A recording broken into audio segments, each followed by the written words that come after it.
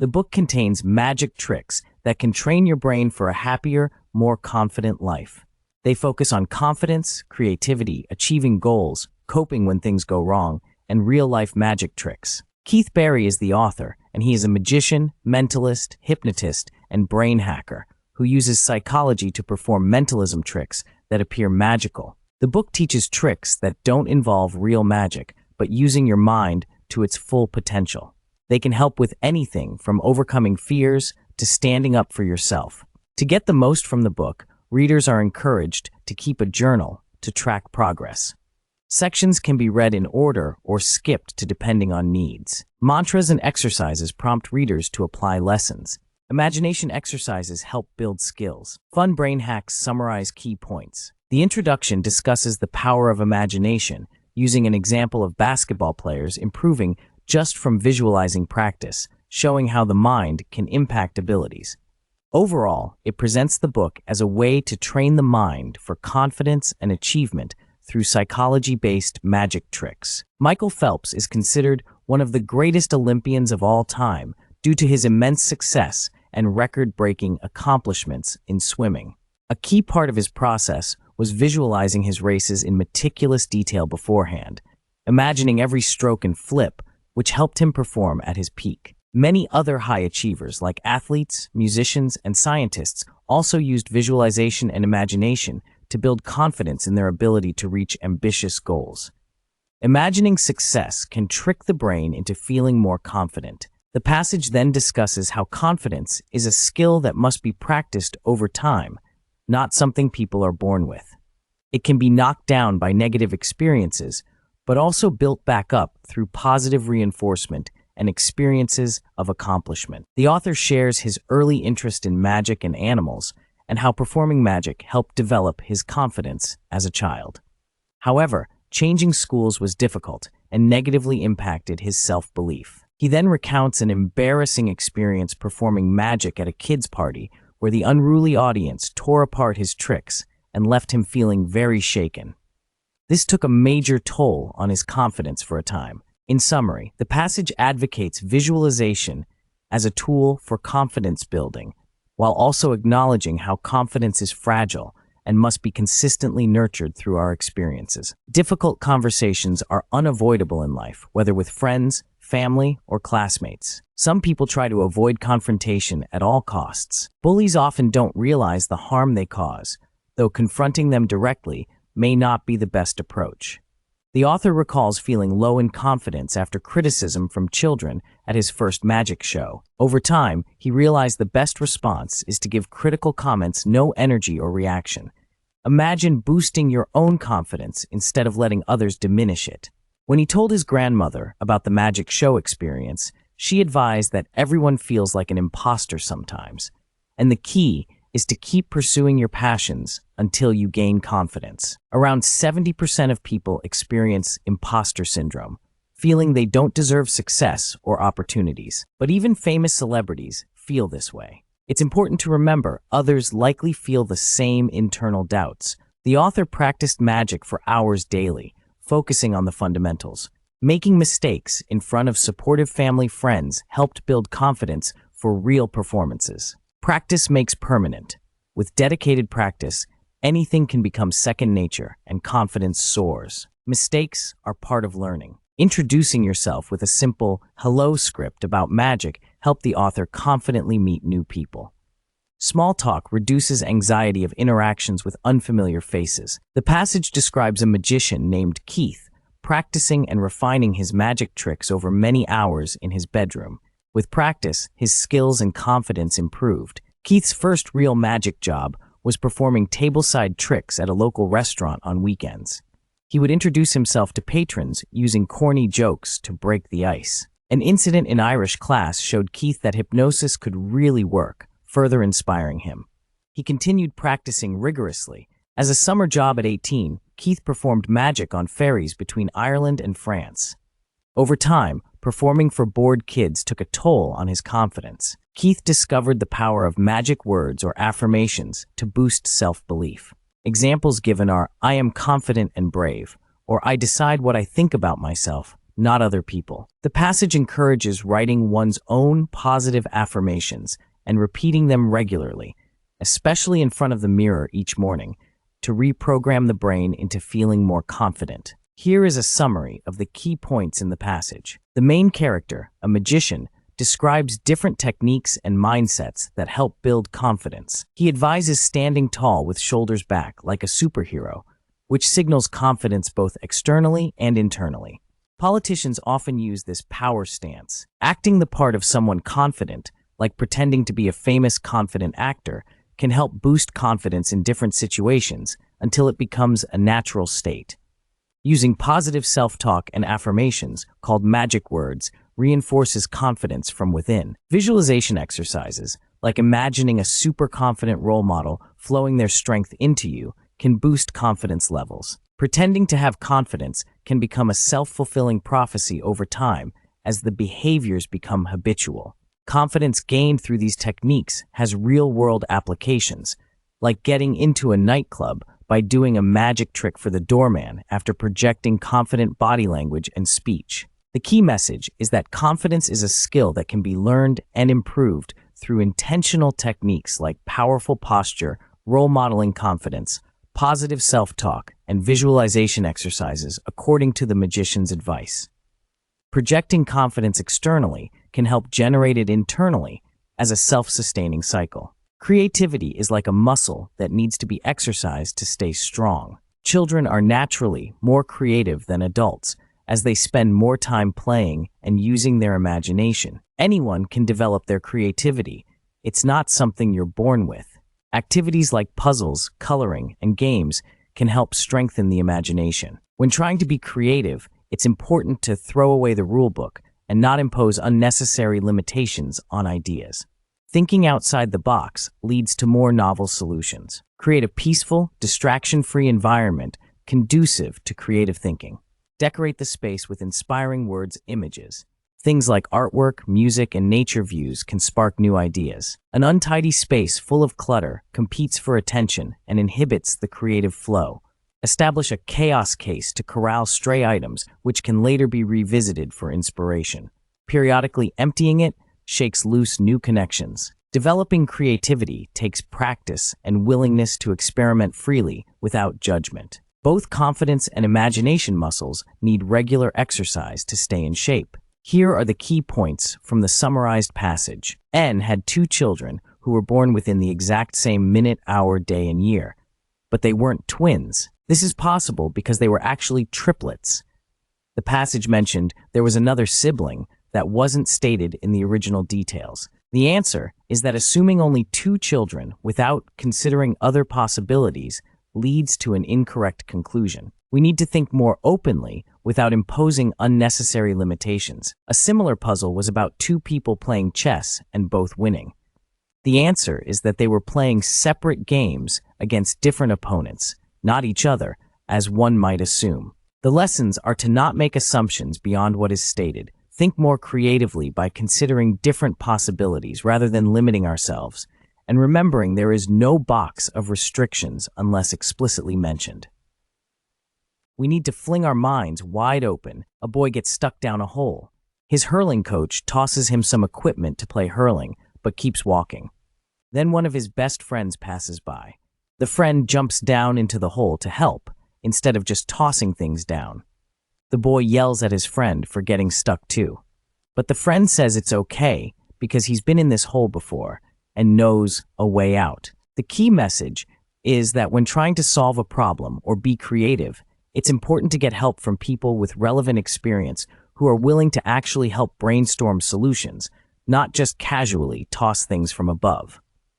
These experienced people can act as mentors. While many people may offer advice, it's best to get input from those who understand the specific problem and have a track record of creative problem solving. Setting deadlines and mixing up routines can also help boost creativity. Overall, the passage encourages actively seeking guidance from knowledgeable and invested allies when facing challenges. The passage provides tips and strategies for sparking creativity and coming up with new ideas, such as using relaxation techniques, doodling with eyes closed, emptying a chaos case of random objects to inspire new ideas, asking others questions, going for walks, and rolling dice to assign random creative tasks. It encourages letting your imagination run free, without limits or rules, asking what-if questions, sharing ideas with others for feedback, setting deadlines to stay focused, and changing your environment or routine when stuck.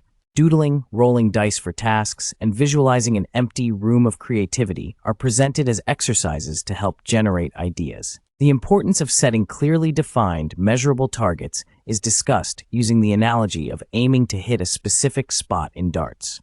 Having clear targets and deadlines helps stay focused on incremental steps toward goals. In summary, the passage provides various brainstorming and idea generation techniques, encourages free-flowing creativity without limits, and stresses the value of concrete goals and deadlines when working toward an objective. The passage outlines a formula called targets that the author uses to achieve goals and succeed in life and career. TARGET stands for take aim, action, record it, game time, expect problems, team up, smashed it.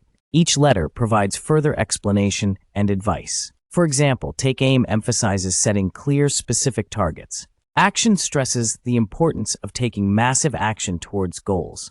Record. It recommends tracking your progress. Examples are given for each step, like the author's experience trying to get on a popular TV show in the US through relentless outreach. Readers are encouraged to apply the targets formula to their own goals by setting targets, taking action, recording progress, and making it into a game or competition with themselves. The overall message is breaking big goals down into steps can help achieve them through dedication and persistence. The passage discusses the importance of celebrating small wins and progress toward goals, but cautions that the celebration should not compromise future progress. It gives examples of how celebrating too much could derail progress.